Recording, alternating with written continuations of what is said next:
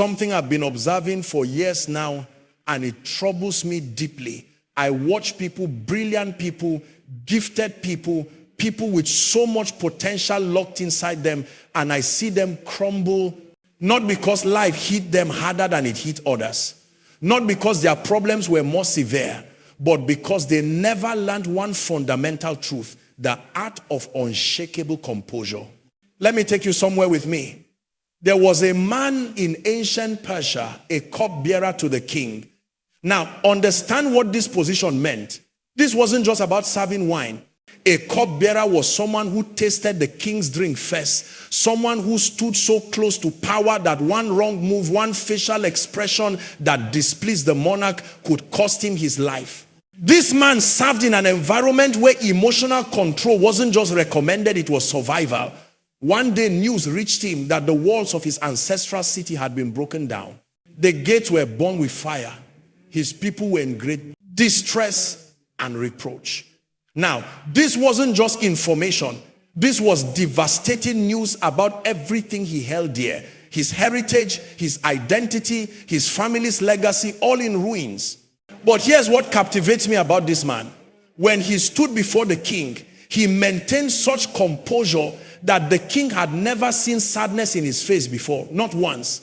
Despite all the pressure, all the political intrigue, all the danger that surrounded palace life, this man had mastered the art of not letting circumstances dictate his countenance until this particular day. And even then, he didn't fall apart. He didn't weep uncontrollably. He didn't throw a tantrum. He simply carried a sadness that was so unusual for him that the king immediately noticed and asked, "Why is your face sad, seeing you're not sick?" This must be sorrow of heart. What happened next changed the course of history, because this man had built such a reputation for emotional stability, because he was known for not letting things bother him. When he finally did show emotion, it carried weight, it had credibility, and he received permission to rebuild an entire city. Do you see what I'm showing you? His composure wasn't weakness. His ability to act unbothered wasn't denial. It was strategic emotional intelligence that positioned him for extraordinary favor. Now, I need you to understand something that most people miss. When I say learn to act as if nothing bothers you, I'm not teaching you to become an emotionless robot.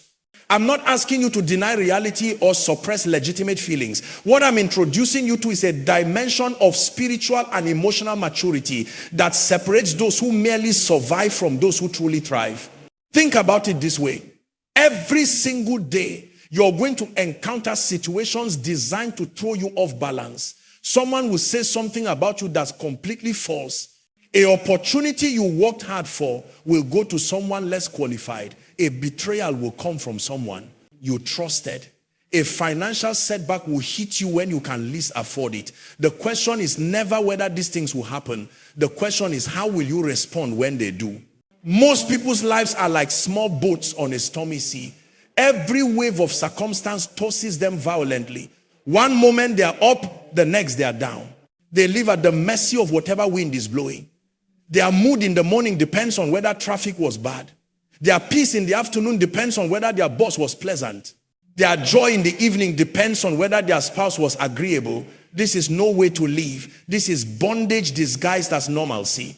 Let me tell you about another situation that illustrates this principle powerfully. There was a time when I heard about a young entrepreneur who had invested everything, and I mean everything, into a business venture.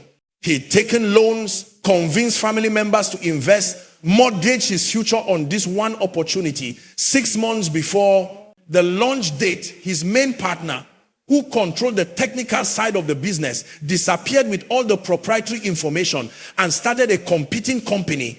Now, anyone who understands business knows this wasn't just a setback. This was complete devastation. This was betrayal at its deepest level. This was financial ruin staring him in the face. Every reasonable person would understand if he fell apart, if he became bitter, if he spent months in depression and anger. But here's what he did instead. He went home that evening, and while his mind was certainly processing the shock, he made a decision. He told his wife, "This has happened. I acknowledge it, but I refuse to let it define the next chapter of my life. I refuse to give this situation the power to steal my creativity, my vision, or my peace. The next morning he was in his office at the same time he always was. He began rebuilding from scratch.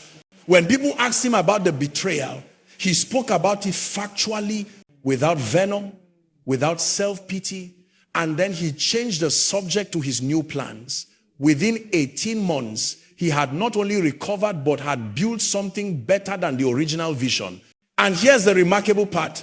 The partner who betrayed him, his competing company failed within a year. Why? Because success isn't just about having the right information or the right product. Success is deeply connected to character, to how you handle pressure, to your ability to remain focused when everything around you is chaotic. This is what I want you to grasp. The ability to act unbothered is not passive. It's one of the most active, powerful decisions you can make. It's taking your power back from circumstances and people who don't deserve to have control over your emotional state. You see, most people are giving away their power every single day and don't even realize it. When you allow someone's opinion to ruin your day, you've given them power. When you allow a setback to paralyze you for weeks, you've given that situation power. When you allow betrayal to turn you bitter, you've given the betrayer ongoing power over your future. But when you learn to act unbothered, when you develop this skill, you're essentially saying, I'm taking my power back. You don't get to determine my emotional state. This situation doesn't get to write the narrative of my life. I am larger than this moment. Now, let me address something before we go further. Some of you are thinking, but isn't this just pretending? Isn't this being fake? Shouldn't we be authentic and express what we feel? These are good questions and they deserve good answers. Authenticity is not the same as being uncontrolled. You can be genuine without being governed by every emotion that arises. In fact, true authenticity includes being true to your higher self, not just your reactive self. When you respond with composure to a difficult situation, you're not being fake, you're being faithful to who you're designed to be rather than who your circumstances are trying to make you become. Think about a diamond. When you place pressure on a diamond, it doesn't crumble, it doesn't shatter. It maintains its structure, it remains brilliant. That pressure might even make it more valuable because it proves its quality. That's authenticity, remaining true to your core nature regardless of external pressure. Or think about water. You can boil water, freeze water, add things to water, and it remains fundamentally H2O. Its essence doesn't change based on what you do to it. That's the kind of authenticity I'm talking about, having such a solid core identity that circumstances can't alter who you fundamentally are. Here's another story that shaped my understanding of this principle. Years ago, I knew a woman who worked in a highly toxic work environment. I mean, this place was something else. Gossip was the primary communication method. Backstabbing was considered a survival skill. The leadership played favorites so blatantly that it created a culture of constant competition and insecurity. Most people in that environment became exactly like it. They gossiped to protect themselves. They backstabbed to get ahead. They became bitter, cynical versions of themselves because they were absorbing the poison of that atmosphere. But this woman did something different. She made a decision that she would not allow that environment to change her core character. When people gossiped to her, she politely declined to participate. When she witnessed injustice, she felt it, acknowledged it, but didn't let it make her cynical. When she was overlooked for promotions she deserved, she kept working with excellence. Now, understand this wasn't easy for her. She had days when she went home exhausted from the emotional labor of maintaining her standards in such a difficult environment. But here's what happened. Within 3 years, she had become such an anomaly in that toxic culture that senior leadership from the corporate office noticed her during a routine visit. They saw someone who was productive without being political, someone who was positive without being naive, someone who maintained professionalism regardless of circumstances. They transferred her to a different division, promoted her 2 levels, and within 5 years, she was in senior leadership herself. Meanwhile, the people who had played the games, who had allowed that environment to shape them, who had let every little thing bother them, they were still stuck in the same place, still bitter, still struggling. You understand what I'm showing you? Her refusal to be bothered, her determination to remain who she was, regardless of where she was, didn't just preserve her peace, it positioned her for promotion. This is a spiritual law that operates whether you recognize it or not. Your response to difficulty is being watched, not just by people, but by divine providence. The universe, or if you prefer, the divine order of things, is constantly looking for people who can be trusted with more. And one of the primary tests is this: can you maintain your composure under pressure? Can you act unbothered when everything around you is chaotic? Because here's the truth: if you can't handle small pressures without falling apart, you can't be trusted with larger opportunities. If you lose your peace over minor inconveniences, how will you handle major responsibilities? If you become reactive and emotional over everyday challenges, how will you make wise decisions when the stakes are truly high? The next level of your life is going to require a different version of you. It's going to require someone who has mastered their emotions rather than being mastered by them. It's going to require someone who can walk into chaos and bring calm, who can face opposition and respond with wisdom, who can experience betrayal and still operate from a place of strength rather than victimhood. Let me be very practical about this, because I know some of you are thinking, this sounds great in theory, but how do I actually do this? You don't wake up one morning with perfect emotional control. This is a skill that's developed through intentional practice and specific strategies. First, you have to understand the difference between responding and reacting. Reacting is automatic, emotional, and often regrettable. When someone insults you and you immediately insult them back, that's reacting. When something goes wrong and you immediately panic, that's reacting. Reacting gives your power away because you're allowing external circumstances to determine your internal state and your actions. Responding, on the other hand, is intentional, thoughtful, and strategic. It involves a pause between stimulus and response. In that pause, you get to choose, you get to ask yourself, what's the wise response here? What action aligns with who I'm committed to being? What will I be proud of tomorrow when I look back on this moment? This pause is sacred. It's where your power lives. And like any skill, you can develop it. Start with small things. When you are in traffic and someone cuts you off, instead of immediately honking and getting angry, pause, breathe, choose your response. When you receive a critical email, instead of immediately firing back a defensive reply, pause. Walk away from your computer for 10 minutes, then respond from a place of calm rather than emotion. These small practices with small irritations are training you for bigger challenges. You're literally rewiring your brain, creating new neural pathways that make composed responding your default mode rather than emotional reacting. Second, you need to develop what I call emotional premeditation. This is an ancient practice where you mentally prepare for difficulties before they happen. Each morning, take 5 minutes to think about potential challenges you might face that day. Maybe you have a difficult meeting. Maybe you're expecting bad news about something. Maybe you know you're going to interact with someone who typically bothers you. Mentally rehearse responding to these situations with composure. See yourself remaining calm. Hear yourself speaking with wisdom. Feel yourself maintaining your peace. This mental rehearsing is incredibly powerful because when the actual situation arises, your brain recognizes it and says, oh, I've been here before. I know how to handle this. Even though you've only been there mentally, that preparation makes a massive difference in your actual response. Third, and this is crucial, you must protect your inner narrative. Every situation that happens to you, you tell yourself a story about it. Someone criticizes your work and you tell yourself a story. They're out to get me, or I'm not good enough, or this is an opportunity to improve. An opportunity falls through and you tell yourself a story. nothing ever works out for me. Or something better is coming. Or this is redirecting me toward my real path. The story you tell yourself determines your emotional response. If you tell yourself victim stories, you feel like a victim and act like a victim. If you tell yourself empowering stories, you feel empowered and act accordingly. So guard your narrative fiercely. When something happens, be very intentional about the meaning you assign to it.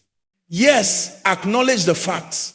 Yes, feel the disappointment or frustration if it's there. But then consciously choose a story that empowers you rather than diminishes you. I'm going to tell you something that might challenge you, but I need you to hear it. Nothing that happens to you is more important than your response to what happens to you. Read that again. The event itself, no matter how significant it feels in the moment, is less important than how you respond to it. Two people can experience the same betrayal. One becomes bitter and suspicious for the rest of their life, sabotaging every future relationship because they can't let go of what happened. The other one processes the pain, learns the lessons, and becomes wiser and more discerning in future relationships. Same event, completely different outcomes. The difference, their response. Two people can lose their job unexpectedly. One falls into depression, becomes paralyzed by fear, and takes years to recover. The other one takes a week to process, then starts networking, exploring new opportunities, and ends up in a better position within months. Same event, completely different outcomes. The difference, their response. Your response is your superpower. Is the one thing that always remains within your control, regardless of what happens around you or to you. And when you learn to act unbothered, you're essentially maximizing this superpower. You're refusing to let circumstances dictate your state of being. You're maintaining your power to choose your path forward, regardless of what winds are blowing. Now, I want to address something that I know some of you are experiencing. You're thinking, but what about when the pain is real? What about when the hurt is deep? What about when the loss is significant? Isn't acting unbothered just denial? Listen carefully to what I'm about to say, because this is where most people get confused. Acting unbothered is not the same as being unaffected. You can acknowledge pain without being controlled by it. You can recognize loss without being defined by it. You can feel disappointment without being paralyzed by it. There's a distinction. I need you to understand the distinction between experiencing an emotion and becoming that emotion. When you experience anger, you feel it, you acknowledge it, but you don't become an angry person. When you experience sadness, you feel it, you process it, but you don't become a sad person. The emotion passes through you, but it doesn't take up permanent residence in your identity. Most people don't just experience emotions. They marry them. They build a house with them. They let emotions move into their identity and change their address. Someone hurts them once, and they become a hurt person for years. They face rejection once, and they become a rejected person permanently. They encounter failure once, and they become a failure in their own minds. Acting unbothered means you've learned to let emotions be visitors, not residents. They can knock on your door. You can acknowledge them, even sit with them for a while. But you don't give them a key to your house. You don't let them rearrange your furniture or redecorate your mind. Let me share something with you that happened in a village in West Africa that illustrates this perfectly. There was a farmer who had cultivated the same land for 30 years. He knew every inch of his property. He had built a successful farm through decades of hard work, through understanding the soil, through developing relationships with buyers in the city. One season, a massive storm came through, the kind of storm that only happens once in a generation.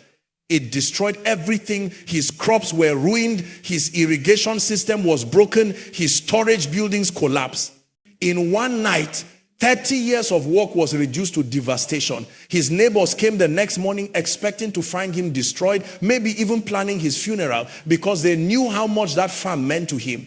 They knew it was his entire life, his legacy, his identity. But when they arrived, they found him in his field with a notebook, walking the perimeter, examining the damage with careful attention.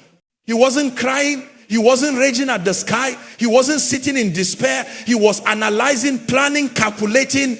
One of his neighbors, confused, asked him, how are you not broken right now? How are you standing here so calmly after losing everything? And the farmer said something profound. He said, the storm took my crops, it took my buildings, it even took my tools, but it didn't take my knowledge. It didn't take my relationships with the buyers. It didn't take my understanding of this land. It didn't take my work ethic. Everything I used to build this once, I still have. So I haven't lost everything. I've lost some things, yes. But I still have the most important things, the things that live inside me, not outside me. Within 2 seasons, his farm was not just rebuilt, but was more productive than before. Because he had learned from the destruction. He had redesigned his irrigation to withstand future storms. He had built stronger structures. He had diversified his crops based on what survived best. But here's what really captures me about this story. Years later, when another major storm threatened the region, all the other farmers came to him for advice. Why? Because he had proven something crucial. He had demonstrated that his stability wasn't dependent on perfect circumstances. His composure wasn't based on everything going right. He could maintain his clarity and wisdom even in the midst of loss. That's what acting unbothered gives you. It gives you the ability to think clearly when others are panicking. It gives you the capacity to make wise decisions when others are making emotional ones. It positions you as a leader when others are looking for direction. You see, people are attracted to stability.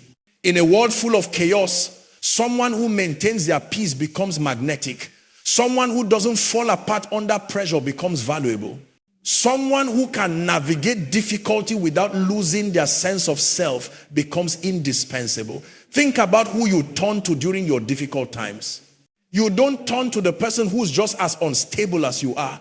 You don't seek advice from someone who panics at the first sign of trouble. You turn to that person who seems to have a calm wisdom about them, who has proven they can weather storms without losing themselves. That's the person you can become. That's the power of learning to act unbothered. Now, I need to show you something else that's crucial to this understanding. Acting unbothered is not about isolation or independence. It's not about pretending you don't need anyone or that you can handle everything alone. That's not strength. That's pride dressed up as resilience. True strength, the kind of strength that comes from acting unbothered, includes knowing when to seek counsel, when to ask for help, when to lean on community. The difference is this. You're seeking support from a place of strength rather than desperation. You're asking for wisdom from a place of clarity rather than confusion. You're receiving help as a strategic resource rather than as an emotional crutch. There's a story about a master craftsman who was known throughout his region for creating the most beautiful furniture. His pieces were in the homes of wealthy families across multiple cities. People came from far away to commission his work. One day, a young apprentice asked him, "Master, how do you stay so calm and focused? I've watched you work for months now, and I've never seen you frustrated. Even when a piece doesn't turn out right, even when a client is difficult, even when you're under tight deadlines. What's your secret?" The master put down his tools and said, "Come with me." He led the apprentice to his workshop's window, which overlooked a busy marketplace. "What do you see?" he asked. The apprentice said, "I see people buying and selling, arguing about prices, rushing from place to place. I see chaos." The master nodded. "Now, tell me, does their chaos change the wood in my workshop? Does their rushing make my tools work differently? Does their arguing affect the grain of the timber I'm carving?" The apprentice thought for a moment and said, "No, of course not." "Exactly," the master said.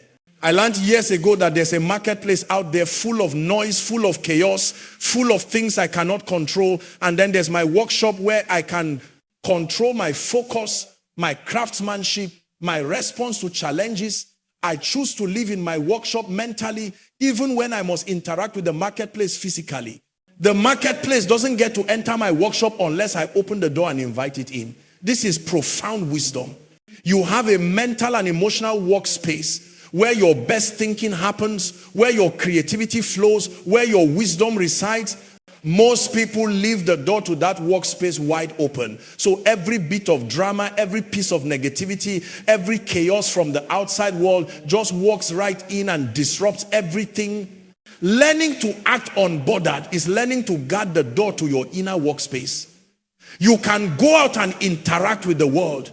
You can engage with difficulties. You can face challenges, but you don't let those things invade your inner sanctuary.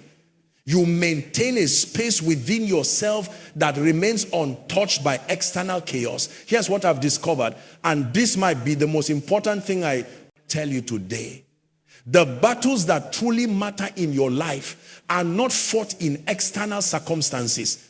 They are fought in your mind, in your perspective, in your ability to maintain your peace regardless of what's happening around you. You can win every external battle and still lose the war if you've lost your peace. You can gain wealth, position, recognition, and relationships. But if you've lost your inner stability in the process, you haven't truly won anything. You've just traded one form of poverty for another. But when you master your inner world, when you learn to act unbothered by the storms outside, you've won the battle that determines every other outcome. Because from that place of inner stability, you can rebuild anything. You can recover from anything. You can overcome anything. Let me tell you about a musician I once encountered. She had trained her entire life for a career in music. She had the talent, the dedication, the training. She auditioned for a prestigious orchestra and made it to the final round. Her and one other candidate for a single position. On the day of the final audition, something happened that would devastate most people.